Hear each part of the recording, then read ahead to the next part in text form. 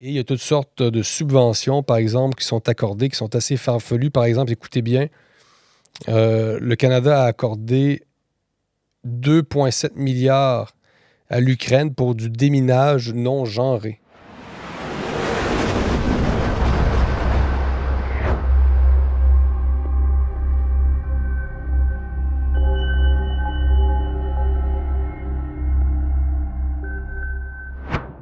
Bonjour à tous, chers abonnés d'Omerta. Merci de nous rejoindre sur ce podcast Anti-Woke, une nouvelle édition, avec aujourd'hui notre ami Jérôme Blanchet-Gravel. Bonjour Jérôme. Bonjour, merci de l'invitation. Merci d'avoir accepté de venir sur un des podcasts qui est les plus sulfureux sur la chaîne YouTube d'Omerta et, chers amis, que vous retrouvez en intégralité sur notre application mobile. N'oubliez pas de vous abonner à notre application mobile parce que c'est comme ça que vous pouvez nous soutenir et c'est en nous soutenant puisque nous n'avons aucune subvention publique. Évidemment, quand on tape sur le wokisme, quand on brise le wokisme, c'est l'objectif de ce podcast. Podcast après podcast, nous brisons cette idéologie mortifère, ce cancer idéologique, ce cancer à visage humain souvent. Nous n'avons aucune subvention, nous n'en aurons jamais. Donc, soutenez-nous, abonnez-vous à l'application. Procurez-vous aussi sur notre site internet deux productions dont je suis très fier. D'abord, cet excellent ouvrage de notre ami Gérald Dautier, Stop au capitalisme woke, qui permet de comprendre effectivement les ravages de cette idéologie dans la sphère économique, de comprendre aussi comment et pourquoi un certain nombre de grandes marques ont soutenu le wokisme, ont fait la promotion du wokisme, et pourquoi aussi aujourd'hui beaucoup d'entre elles en sortent, parce qu'effectivement, ce n'est plus rentable et on va en parler. Et puis, sur notre site internet aussi, www.omertamedia.fr, retrouvez le magazine jamais réalisé par un autre média, Anti-Woke. Je pense que là, c'est le nom du podcast, on ne peut pas faire plus clair. Et effectivement, c'est la Bible Anti-Woke. Et ça se procure aussi, comme cet ouvrage, sur notre site internet. Et je rappelle que tu es fondateur du Libre Média, qui est un média qui contribue à la réinformation du public canadien, en particulier du public québécois, en dehors de la doxa des médias mainstream. Et alors, la raison de ton invitation ici, c'est parce que le Canada est devenu, on l'avait abordé, le temple absolu du wokisme, bien au-delà de ce qu'on peut trouver en Europe et peut-être même bien au-delà de ce qu'on a pu trouver aux États-Unis avant l'arrivée de Trump. Alors, est-ce que tu peux nous expliquer d'où vient le wokisme au Canada et pourquoi ça a pris finalement de telles proportions? Oui. Le wokisme, c'est un terme assez récent. On le sait, avant, on parlait davantage de multiculturalisme, par exemple. Je dirais que le wokisme, c'est l'exaltation de la diversité culturelle et sexuelle ensemble. Avant, on pouvait distinguer un peu les deux. Maintenant, apparemment, c'est ce que Bob Coté appelle, par exemple, le diversitarisme, pour mettre tout ensemble. Donc, au Canada, écoutez, le Canada est devenu le laboratoire, effectivement, du wokisme, du moins en Amérique du Nord. C'est le pays par excellence à ne pas imiter. Et ce qu'il faut savoir, c'est que le multiculturalisme, qui est une composante importante du wokisme, a été intégré à la Constitution en 1982. Donc, on est tenu officiellement, légalement, juridiquement au Canada de faire la promotion du multiculturalisme, c'est-à-dire se vivre séparé. On parle beaucoup de vivre ensemble. C'est plutôt un vivre séparé. On encourage la ghettoisation des communautés culturelles. Donc, et même la télévision d'État, Radio-Canada, qui est le diffuseur public, a dans sa mission de contribuer à faire rayonner le multiculturalisme. Donc, imaginez, au Canada, le wokisme est institutionnel, c'est-à-dire ça fait partie de la charpente administrative du Canada. Ça va assez mal. Et pourquoi, on est devenu le temple du wokisme plus qu'un autre pays? Cette volonté aussi de se distinguer des États-Unis, qui seraient plus conservateurs, les Canadiens seraient plus ouverts, les Américains seraient plus fermés. Et cette espèce de naïveté, cette prétention à avoir dépassé les identités fondatrices du Canada, françaises et anglaises. On pourrait rajouter l'identité amérindienne, autochtone. Et donc, cette prétention à avoir dépassé le stade de l'identité de la culture occidentale pour devenir autre chose, donc une sorte écoutez, c'est le poste, c'est l'après... l'après-Occident, donc une société entièrement recomposée sur de nouvelles bases. Et d'où est-ce que ça vient? Parce qu'on sait qu'il y a une dynastie, la dynastie des Trudeau quand même, Mhm. qui structure la vie politique, la vie idéologique du Canada depuis de très nombreuses années. D'où est-ce que vient l'apparition du wokisme? Pourquoi ça a pris finalement des proportions aussi énormes? Est-ce que c'est lié aux révolutions de 68, aux années 70, ou est-ce qu'il y a d'autres raisons? Il y a peut-être une autre origine à cette montée du wokisme. Ouais, le wokisme, ben écoute, est né aussi quand la gauche s'est détachée de l'économie, hein, pour embrasser ce qu'on a appelé les luttes pour la reconnaissance, l'identité. Donc, vous avez d'autres auteurs qui peut-être en font état, mais c'est-à-dire qu'à partir du moment où la gauche ne s'intéresse plus à l'économie et s'intéresse à l'identité, c'est là qu'apparaît le wokisme. Sociétal, Et c'est pour ça que, par exemple, je le rappelle souvent au Québec, en Amérique latine, il y a encore une gauche, une vraie gauche. C'est une gauche économique qui s'intéresse aux pauvres, aux paysans, etc. Alors que la gauche occidentale, et en particulier canadienne, elle, ne s'intéresse plus aux questions finalement économiques. Elle a délaissé la classe moyenne. Donc finalement, c'est une sorte de gauche élitiste qui ne s'intéresse qu'à la diversité et qu'à la diversité. Peut-être que c'est une arnaque, peut-être que justement ça fait l'affaire d'entreprises ultra-capitalistes qui finalement n'ont plus qu'à avoir une réceptionniste lesbienne et végane pendant qu'elles détruisent l'environnement. Non, mais imaginez l'arnaque quand même du capitalisme woke, c'est-à-dire que on a des minières au Canada, par exemple, basées à Toronto, qui détruisent allègrement des écosystèmes au Mexique, qui même des fois font assassiner peut-être des leaders autochtones qui défendent l'environnement parce que les minières canadiennes polluent des rivières au Mexique, au Pérou, à différents endroits. Le Canada a volé plus d'or que les Espagnols en Amérique latine, d'une certaine façon. Mais ces entreprises-là n'ont finalement qu'à se dire vertes, imaginez l'arnaque, vegan ou ouvertes à la diversité. Donc, elles n'ont qu'à placer quelques femmes noires sur leur conseil d'administration pour faire accepter finalement leur mission. Ce qu'elles font, c'est imaginez quand même l'aubaine, hein, pour finalement un tas d'entreprises qui n'ont plus à se soucier évidemment de cette gauche économique qui, elle, faisait son travail à l'époque. Et c'est un peu aussi, c'est là qu'on voit aussi l'apparition du complotisme, entre guillemets, c'est-à-dire à partir du moment où la gauche n'a plus fait son travail, sont apparus d'autres courants, par exemple sur Big Pharma. On aurait aimé quand même, durant la pandémie, là, je m'écarte un peu peut-être du sujet, mais on aurait aimé que la gauche critique quand même les intérêts pharmaceutiques dans le confinement, la distribution des vaccins, etc.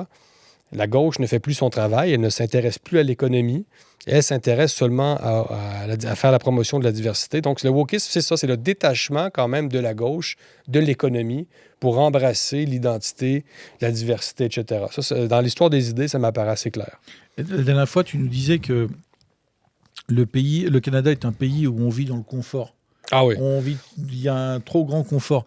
Est-ce que finalement, le confort ou la société comme ça, je dirais, bourgeoise, en fait, qui cherche uniquement à jouir sans contrainte, est-ce que ça a favorisé, selon toi, l'émergence du wokisme? Oui. Et de cette envie de multiculturalisme, parce qu'en fait, Oui. quand on a envie de se métisser ou de métisser ses gosses, finalement, c'est que quelque part, si ça devient la priorité, c'est qu'il y a plus d'autres priorités. Moi, je dirais quand même, le multiculturalisme, pour moi, est un peu le contraire du métissage, hein. C'est plus le vivre séparé. Et d'ailleurs, même en Amérique latine, on accuse le métissage d'être un projet colonial. En tout cas, bref, là, je m'écarte un peu. Mais oui, le confort, c'est-à-dire, le wokisme est très psychologique, hein. C'est-à-dire, si vous écoutez bien les woke, c'est des gens qui justement, qui s'écoutent constamment, hein, ils sont très sensibles à leur environnement, ils sont très sensibles à ce qu'ils appellent les micro-agressions, et ce sont des gens très faibles, finalement, et le confort a affaibli, effectivement, le Canada. Donc, ce sont des gens qui veulent vivre dans un safe space. Écoutez bien comment nous parlent les woke, et ça revient toujours. Ce sont des gens qui se sentent agressés, finalement, par la société, hein. C'est un individualisme radical, hein, finalement. Donc, oui, cet individu qui s'écoute, le bien-être corporel, le bien-être psychologique, le bien-être mentale. On est dans cet univers-là, capitonné, où finalement, on voudrait se mettre à l'abri de la société qui est toujours une source un peu de, comment dire, une masse oppressante. Donc, le woke veut vivre dans un environnement où il n'y a pas de débat, par exemple. Il ne veut pas être confronté à des idées anxiogènes. Donc, c'est très psychologique, le wokisme. Très psychologique. On boit du matcha et on parle aux arbres, quoi. Oui, il y a un peu de ça, oui.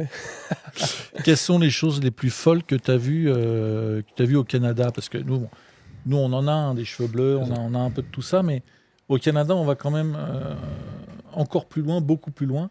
Quelles sont les choses les plus folles que tu as vues de la part de wokistes? Écoutez, ça va loin. Le wokisme est évidemment subventionné au Canada, c'est-à-dire que les contribuables paient de leur poche pour promouvoir le wokisme à grande échelle. Et il y a toutes sortes de subventions, par exemple, qui sont accordées, qui sont assez farfelues. Par exemple, écoutez bien, le Canada a accordé 2,7 milliards à l'Ukraine pour du déminage non genré. Qu'est-ce que ça veut dire? Donc, des gens qui font du déminage, je ne sais pas ce que c'est. Donc, c'est grave quand on ne sait pas ce que c'est. C'est grave quand on ne sait pas ce que c'est. Mais c'est vrai. Donc, un déminage qui est non genré et qui tient compte également de ce qu'on appelle les sexospécificités. 2,7 milliards de dollars. Là. Écoutez, là. Alors, on ne sait pas si c'est une technique de déminage, une nouvelle technique de déminage, ou si c'est les démineurs qui sont non identifiés. On avait une belle caricature à Libromédia des minettes. Allez voir ça.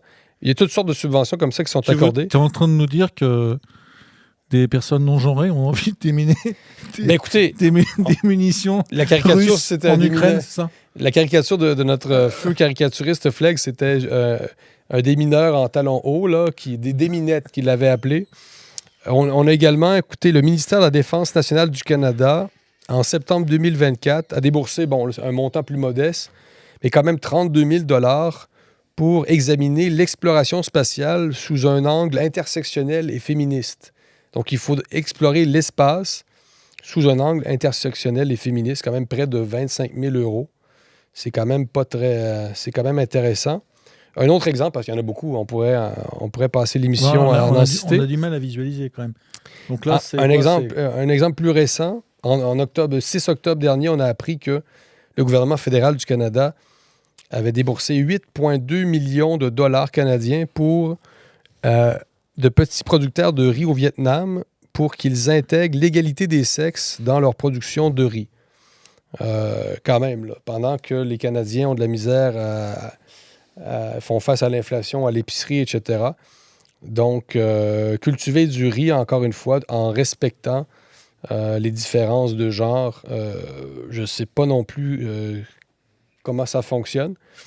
Mais donc, le wokisme est largement subventionné au Canada. Ça explique sa force, en quelque sorte. Et c'est un scandale, parce que c'est nous qui payons, finalement, notre chute comme société. C'est ça le grand scandale de la gauche actuellement. C'est-à-dire, on finance massivement, à partir de notre argent, notre propre décomposition comme société. C'est incroyable. Donc, il faut arrêter de payer des impôts sérieux. Il faut couper dans l'État, le temps de le reconstruire, du moins. Là. Parce que c'est ça qu'a fait Javier Milei en Argentine. Je veux dire, si vous ne coupez pas dans ces ministères-là, je veux dire, vous allez continuer à vous faire complètement voler. Là. Et par exemple, au Canada, on vous impose, je veux dire, la législation vous impose, toi, tu es une société, vous avez des contraintes quand même concrètes liées au wokisme, au-delà de la propagande dans les médias, de la propagande politique. Est-ce que dans le domaine très concret, est-ce qu'il y a des conséquences? Ben, à l'université, c'est très clair. De plus en plus, les postes sont octroyés en fonction de critères ethniques et sexuels. Les hommes blancs sont maintenant régulièrement exclus d'offres d'emploi à l'université. C'est-à-dire que vous ne pouvez pas maintenant devenir professeur d'université souvent si vous êtes un homme blanc. Ça a été très fréquent. On a vu plein d'offres d'emploi qui excluaient de manière totalement décomplexée les hommes blancs. Dans les universités publiques? Dans les universités publiques, oui. Donc ça, c'est très fréquent. Je pense que des entreprises d'un certain nombre d'employés sont également tenus de tenir compte d'une embauche inclusive, mais il faudrait vérifier. Moi j'administre une petite société, là. Mais oui, ça se manifeste très concrètement. Évidemment, on le sait à la télévision, on s'arrange toujours pour évidemment valoriser les gens issus de la diversité. Et il y a toutes sortes de programmes aussi au Canada, comme celui pour les entrepreneurs noirs, par exemple. Donc, on va. Et c'est quoi être noir aussi? C'est-à-dire, le Canada qui se prétend antiraciste, mais qui va carrément jouer dans la généalogie des gens, là. Par exemple, pour les Amérindiens, les Autochtones, il y a tout un ensemble de postes, de privilèges économiques qui sont octroyés en fonction de vos ancêtres. C'est-à-dire, vous devez avoir du sang. Amérindien. Ouais, mais est-ce que c'est une politique progressiste que de. Et il y a des gens il y a beaucoup de faux autochtones aujourd'hui au Canada parce que, les gens ont compris que ça venait avec des Il y avait privilèges. du pognon. Hein. Donc, on a commencé à aller fouiller dans les arbres généalogiques de certaines personnes qui avaient fraudé, qui s'étaient présentées frauduleusement comme autochtones. En prison, par exemple, il y a de plus en plus de détenus autoproclamés autochtones qui ont droit, par exemple, à de meilleurs repas. Des salles de prière autochtones. Non, mais vous imaginez pas, dans le fond, vous m'avez parti, là, mais on peut multiplier les exemples. Là. Écoutez, là, en prison, là, c'est-à-dire les détenus qui se disent autochtones sont mieux traités en prison là, au Canada. Ça veut dire quoi aussi, là? À partir de combien de pourcentage de sang êtes-vous... Puis ça se confronte parce que d'un côté, au Canada, vous avez ce qu'on appelle la politique d'auto-identification. C'est-à-dire, vous dites ce que vous ressentez être. Donc, moi, je peux dire aujourd'hui, je me sens asiatique. Donc, ça coexiste avec des critères véritablement ethniques qui vous demandent d'établir votre lignée là, généalogique. Donc, encore une fois, j'en reviens aux entrepreneurs noirs. C'est quoi être noir? Ça vous prend-tu 25 30 café au lait, ça marche-tu? Métis? Je veux dire, si votre parent est asiatique, c'est n'importe quoi. Là. On ne peut pas non plus trancher. On ne peut pas rentrer tous les individus dans les cases raciales du gouvernement du Canada. Puis c'est la racialisation à outrance. C'est-à-dire, au nom de l'antiracisme, on en vient à être obsédé par la race. Est-ce que quand on est Canadien et blanc, tu penses qu'aujourd'hui on est discriminé? Et je vais même au-delà. Est-ce qu'on a honte d'être blanc au Canada? On n'a pas honte, mais c'est sûr que ça ne nous aide pas dans l'embauche. Là. Par la force des choses, les gens vivent, là, mais oui, dans le système public, si vous appliquez pour un emploi, vous êtes forcément désavantagé. Là. Ça, c'est sûr. Donc, ça n'a pas... puis même chose un peu à la télé, il y a encore quand même pas mal de gens blancs là, dans les institutions, là. Mais à l'embauche, c'est clair, ça a été établi, c'est un fait journalistique, c'est documenté. Là. Vous êtes privilégié, on parle de privilège blanc, mais au Canada, c'est pas le privilège blanc, c'est le privilège évidemment autochtone et le privilège diversitaire, entre guillemets. Donc, oui, on est... le système nous désavantage. Dans le public, c'est sûr. Ceci étant, quand on regarde quand même la classe politique canadienne, en particulier de ce parti libéral dont est issu Justin Trudeau, il y a quand même une très grande majorité de blancs. On sait d'ailleurs qu'il avait s'était fait attraper la main dans le pot de confiture, Justin Trudeau, parce qu'il avait fait dans une fête, je crois, il s'était grimé en noir. Ouais. Et il avait été obligé de s'excuser en disant que effectivement il avait très mal agi. Est-ce que, pour déjà remarquer que cette classe politique libérale n'a pas laissé sa place, je dirais, à des gens d'origine immigrée ou d'origine autochtone. Et finalement, le fait qu'ils aient conservé leur place, c'est à la fois le fait qu'ils n'appliquent pas ce qu'ils prônent, et en même temps, c'est quand même ça ressemble quand même à un suicide de cette classe politique qui, dans son immense majorité, est blanche. Effectivement, c'est très paradoxal. C'est sûr qu'on parle d'une petite élite un peu hypocrite, forcément. Mais à l'université aussi, c'est très clair, là. On se retrouve avec des professeurs d'université qui, si vous êtes blanc à la fin de votre carrière, vous êtes plus très populaire auprès de vos étudiants radicalisés. Là. Donc, cette idéologie se retourne contre beaucoup de ceux qui l'ont propagée.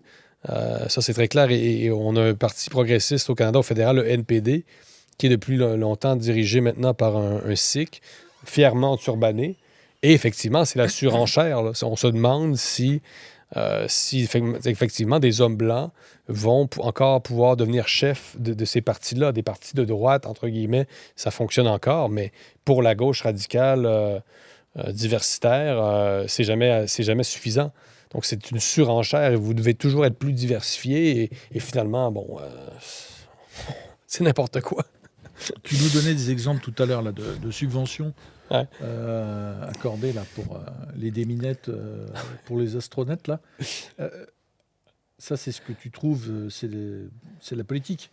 Mais toi, personnellement, est-ce que tu pourrais nous donner 2, 3 anecdotes de choses complètement folles que tu as pu voir? Des choses qui te choquent particulièrement? Écoutez, il y a toujours la question trans qui revient assez souvent. Donc, des histoires, beaucoup de mégenrage. C'est-à-dire, vous devez faire attention de ne pas mégenrer, apparemment. C'est-à-dire, si vous dites bonjour monsieur à une femme ou à une personne qui vous apparaît être une femme, ça peut être très, très mal reçu. Et on a des histoires, par exemple, de médecins qui ont été poursuivis parce qu'ils avaient mégenré leurs patients. Donc, ça crée une sorte de paranoïa dans la société. Bon, pas extrême non plus.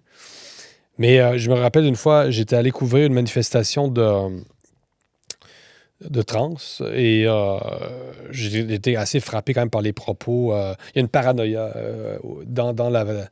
Il y a un complotisme woke, en fait. On me racontait, par exemple, que on fomentait un génocide des personnes trans et que c'était imminent et que les gens comme moi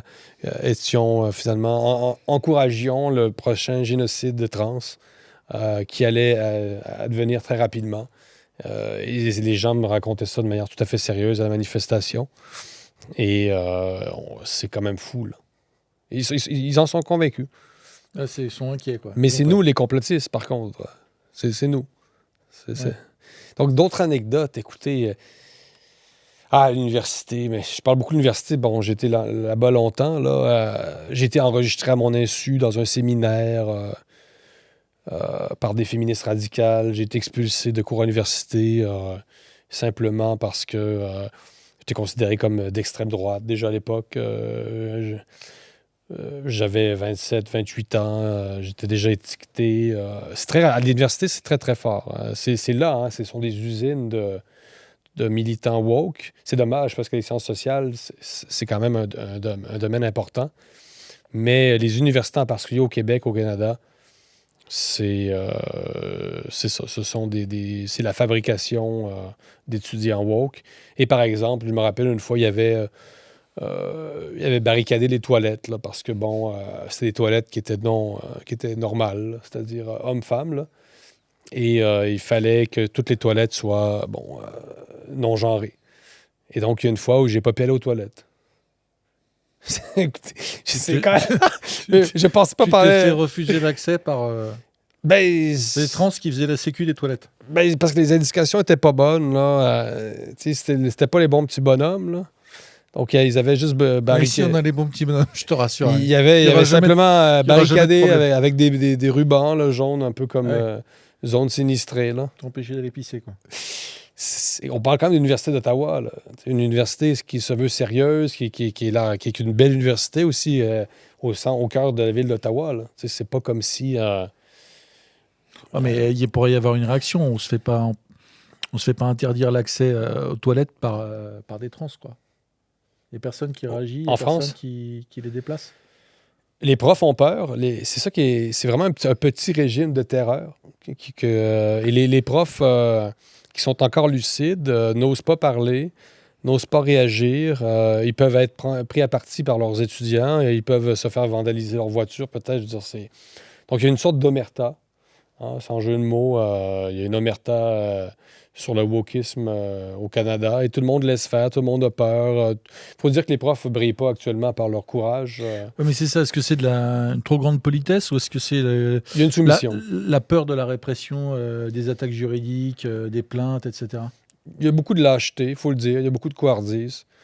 Je pense qu'il y a une soumission qui est un peu honteuse dans ce cas-là. Il va falloir s'affirmer, là. Vous le faites à Omerta, on le fait à Libre Média.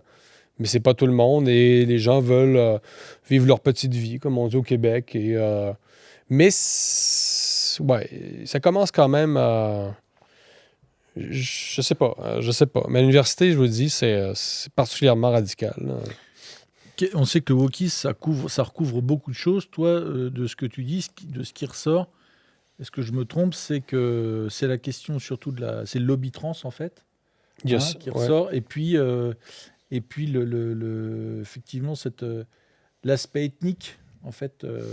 Un autre facteur, c'est l'électoralisme, c'est-à-dire les partis politiques, pour gagner certaines clientèles électorales, vont évidemment prôner la diversité culturelle, etc. Donc, il y a beaucoup ça. Le Parti libéral du Canada fait venir, à travers l'immigration, des électeurs, là. Donc, très concrètement, tu fais venir chez vous des gens qui vont voter pour toi, là. Donc, ça, on ne peut pas le négliger. Donc, des politiciens ultra-opportunistes qui n'hésitent pas à sacrifier finalement l'identité de leur société pour gagner des votes de communautés dites ethniques, que ce soit sikh, chinoise, haïtienne, peu importe. Donc, tu as de plus en plus ce clientélisme électoral, comme je pense que vous avez ça en France. Mais ça, c'est un facteur qui n'est pas négligeable du tout.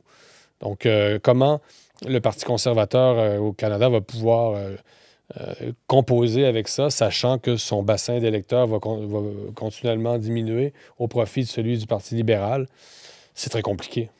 Il y a un phénomène quand même, c'est que beaucoup de ces immigrés, d'ailleurs, quelle que soit la génération, sont ethniquement pas du tout originaires du Canada, mais de France, mais en revanche, sur la question des valeurs, sont beaucoup plus conservateurs que ceux qui les ont fait venir. Ouais, c'est grand paradoxe. Est-ce que tu observes ça aussi? Oh, c'est grand paradoxe. En fait, c'est presque systématique. Les immigrés, en général, ont des valeurs religieuses encore bien souvent. Donc, c'est vrai aux États-Unis aussi, hein. Donc, parmi les Latinos qui sont très catholiques ou très évangéliques, et les immigrés ne veulent pas nécessairement non plus entrer dans les cases prévues pour eux, là, tout le monde ne veut pas jouer ce jeu-là. Tout le monde ne veut pas se victimiser. Les immigrés très fiers qui refusent d'avoir des passe-droits, qui ne veulent pas être considérés comme des espèces de citoyens, pas de seconde zone, mais des privilégiés. Pourquoi? Parce que ils ne veulent pas de cette espèce de victimisation. Ils veulent simplement faire leur vie. Donc, le wokisme reste paradoxalement le produit d'une élite blanche. Et non, c'est un très bon point. Les immigrés sont plus conservateurs bien souvent que les Canadiens d'origine. C'est peut-être là, justement, électoralement, le Parti conservateur canadien c'est peut-être un nouvel électorat aussi pour lui, parce que Ouais. comment tu expliques à des gens qui viennent du Maghreb ou d'Afrique ou d'Asie que finalement il y aura des cours d'orientation sexuelle à l'école et que le gamin peut se faire opérer à l'âge de 13 ans, peut subir une opération de chirurgie esthétique, etc. Tout ça, je dirais, c'est aussi les wokistes, quelque part, sur le terrain électoral, préparent aussi un peu leur suicide. Oui, on le voit. Justement, il y a eu beaucoup de musulmans qui ont manifesté récemment au Canada contre justement l'imposition du transgenrisme dans les écoles. Ça, c'est un autre cas on a un documentaire là-dessus à Libre Média sur qui s'appelle Omerta, Omerta scolaire. Parce que, écoutez bien, les enseignants sont tenus de cacher aux parents si leur enfant a voulu changer de sexe. Ils ne peuvent pas divulguer aux parents que leur enfant s'appelle autrement dans la classe. Par exemple, moi, je m'appelle Jérôme, j'ai 8 ans, et tout d'un coup me vient l'idée de m'appeler Henriette. Et donc, l'enseignant ne doit pas divulguer cette information aux parents. Donc, il y a des gens qui se sont levés contre ça. Nous, on a documenté la question. Et beaucoup de gens, effectivement, de confession musulmane qui, avec nous, là, sur cette question-là. Là. Donc, il y a des alliances un peu inattendues, effectivement. Donc, est-ce qu'il y a un terrain, il y a une niche électorale? Peut-être. Le chef du Parti conservateur, voyez-vous, est marié à une Vénézuélienne. Donc, je pense qu'il y aurait effectivement des Latinos plus conservateurs à aller chercher. Est-ce que c'est vrai de toutes les communautés immigrées? Je ne sais pas. Mais le wokisme est tellement radical, tellement éclaté que, oui, il se contredit. Il se contredit. C'est-à-dire, vous ne pouvez pas faire la promotion de la diversité sexuelle et culturel en même temps, parce que ça s'entrechoque. Forcément que le transgenrisme chez les jeunes n'est pas compatible avec les grandes religions, là. C'est ni avec le christianisme, ni avec l'islam, ni avec le judaïsme, ni avec le sikhisme, ni avec l'hindouisme, ni avec pas grand-chose, là. Donc, je ne sais pas comment eux-mêmes, les woke, perçoivent leurs contradictions. Est-ce qu'ils en sont même conscients? Mais, je suis pas sûr. On sait qu'on a vu Charlie Kirk, qui était une figure Ouais. médiatique et vraiment en pointe sur le combat anti-woke, a été assassiné. Est-ce que tu considères aujourd'hui, dans un pays comme le Canada, qui est vraiment à la pointe de l'extrême de ce qui se fait dans le wokisme, est-ce qu'on y est aujourd'hui, quand on prend des positions anti-woke dans ton pays, est-ce qu'on peut être aussi menacé? Est-ce qu'il y a aussi peut-être des incidents qu'on n'a pas vus dans la presse, où on voit des espèces de dingues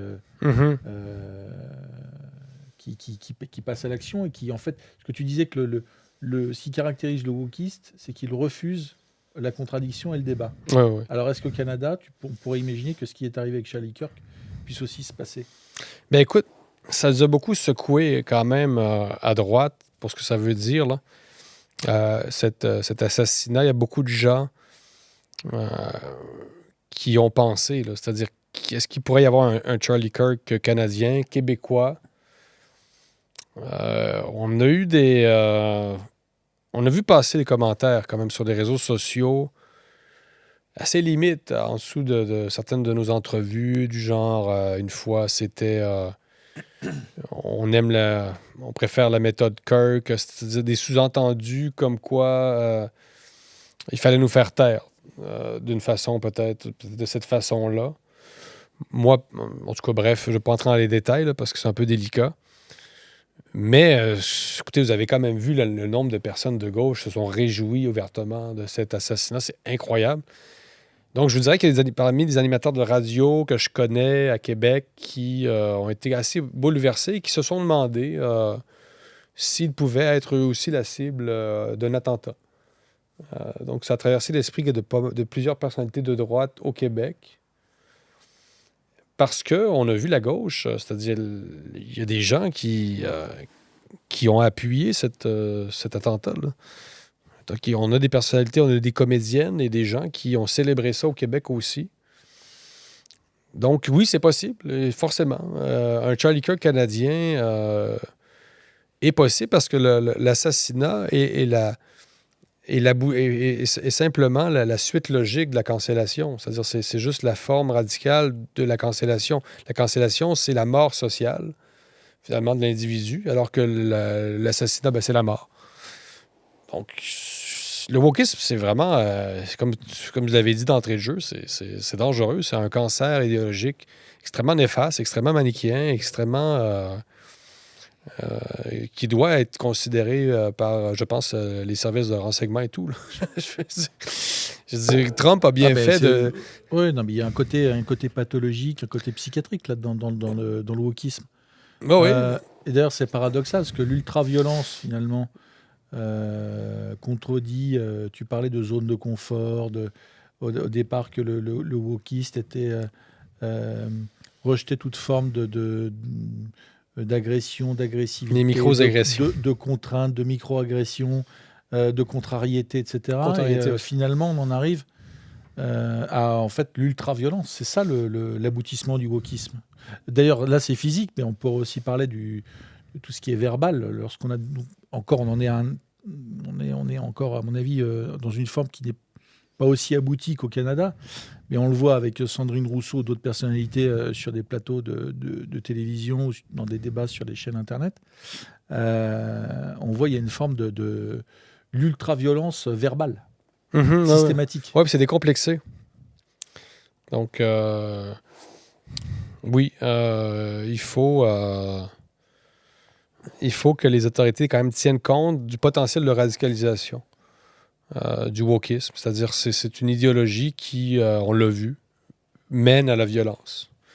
Et à partir du moment où vous séparez de manière aussi étanche les groupes, c'est-à-dire les opprimés, les oppresseurs, les femmes, les hommes, les minorités, la majorité tyrannique. Ça divise la société, c'est extrêmement ségrégatif.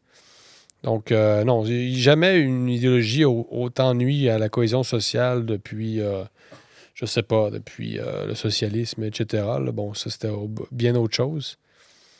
Mais, ouais, c'est très néfaste. Alors, quand Donald Trump a remporté sa deuxième élection présidentielle, il a fait effectivement du combat contre le wokisme une de ses priorités, la défense de l'Amérique profonde, des valeurs traditionnelles. Et il a entrepris de démonter, je dirais, les réseaux démocrates, mais en particulier les réseaux woke au sein de l'administration américaine. Mm-hmm. Là, il s'est attaqué à la restructuration de l'armée américaine. Il a interdit à nouveau aux transgenres de pouvoir s'engager dans l'armée. C'est une action très forte, très brutale, mais qui en fait peut-être est la seule méthode pour pouvoir remettre les choses un peu... À l'interne comme à l'externe, c'est-à-dire le wokisme a affaibli grandement les pays occidentaux. Donc, vous pouvez être woke si vous voulez, mais vous allez vous affaiblir. Vous ne pourrez plus rivaliser avec la Chine, avec la Russie, etc. C'est-à-dire à partir du moment où votre armée se décompose je veux dire, là, c'est une question de rapport de force. Là. Géopolitiquement, l'Occident n'a pas les moyens du wokisme. C'est impossible.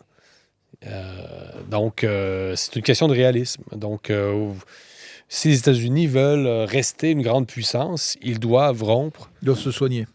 Avec le wokisme. C'est une simple question de réel politique rendu là. C'est même plus une question de savoir si vous êtes ouvert d'esprit ou pas. Voulez-vous rivaliser ou non?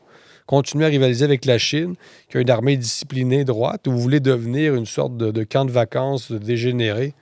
Écoutez, là, il me semble que c'est... Il y a une évidence là-dedans. Là. C'est-à-dire, on parle de la... C'est une pathologie occidentale, le wokisme. Surtout, malheureusement, ça a pris la forme d'une colonisation idéologique. On le voit en Amérique latine, par exemple, où l'Occident, les États-Unis, justement, ont financé l'importation, l'implantation du wokisme dans des pays où il y avait encore beaucoup les valeurs traditionnelles. Et c'est carrément financé. Hein. Souvent, on vous donne de l'argent, par exemple, une association de défense des femmes, on vous donne de l'argent à condition que vous adoptiez cette perspective sur le genre. Donc ça, c'est très fréquent. Donc, on a malheureusement importé, colonisé d'autres pays avec le wokisme. Donc, les civilisations restent poreuses.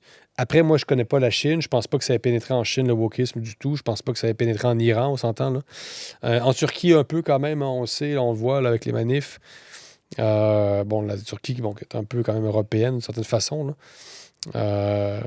Mais c'est ça, le drame, c'est qu'on a importé...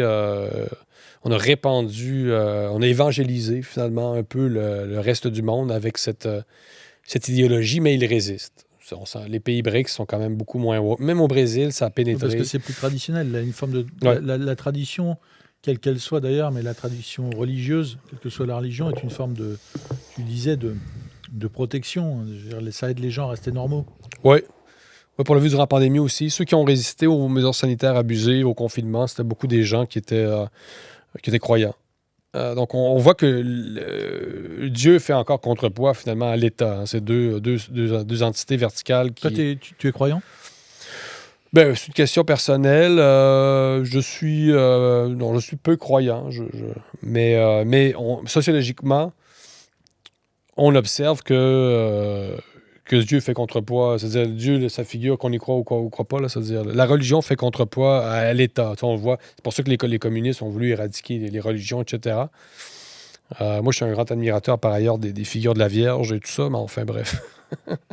C'est une belle protection aussi, ça.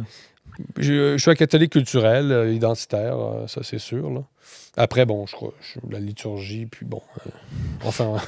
Est-ce que tu te souviens des réactions au Canada, des woke, des lobbyistes, vraiment des grandes figures du wokisme au Canada, à l'élection de Donald Trump? Ils se sont roulés par terre, il y a eu des crises d'hystérie, ça a pleuré, qu'est-ce que ça... Ouais, c'est toujours la même histoire, finalement. Ils sont très prévisibles, hein, finalement. Donc, ben, écoutez, c'est toujours les mêmes récits. Le fascisme est à nos portes. Il faut se barricader dans notre progressisme, etc. Donc, Trump reste évidemment la grande figure honnie chez les woke. Donc, c'est ça la tentation que le Canada se distingue des méchants États-Unis par justement l'entretien de ce faux progressisme. Bon, moi, je pense qu'on peut même pas dire que le wokisme est progressiste. Je pense que ça nous a fait régresser. Ça n'a jamais fait avancer la société, le wokisme. Voyons, ça nous enferme dans des cases, ça divise. Il n'y a jamais eu aussi autant de tensions que depuis le wokisme. Ça a fait renaître les statues déboulonnées. Vous avez vu, là, on s'en est pris à Christophe Colomb. Donc, il y a du décolonialisme aussi dans le wokisme. Donc, ça a recréé des tensions raciales, même en Amérique latine. C'est-à-dire, là, vous êtes opprimés. Là, vous le saviez pas, moi, je vous le dis. Vous êtes opprimés, vous êtes bruns, vous devriez vous en prendre aux Blancs, ils sont méchants. Là. C'est ça le wokisme, mais quand même, c'est pas très sain. Là. Et donc, on a fait croire à plein de gens, aux minorités, qu'elles vivaient sous l'oppression permanente. Donc, elles vont se rebeller un jour ou l'autre si elles sont... vous comprenez, on fait croire aux gens qu'on les oppresse. C'est quand même... c'est pas très sain, là. C'est forcément que ça va... que ça peut créer de la violence dans tous les sens. Est-ce que le mouvement initié par Donald Trump anti-woke, de la chasse aux woke, il y a une chasse aux woke qui a été lancée. Ouais. Est-ce que ça peut... se diffuser? Est-ce que ça peut créer des vocations au Canada dans la sphère politique? Ce qui se passe les États-Unis sont toujours précurseurs, quelque part, des mouvements sociétaux.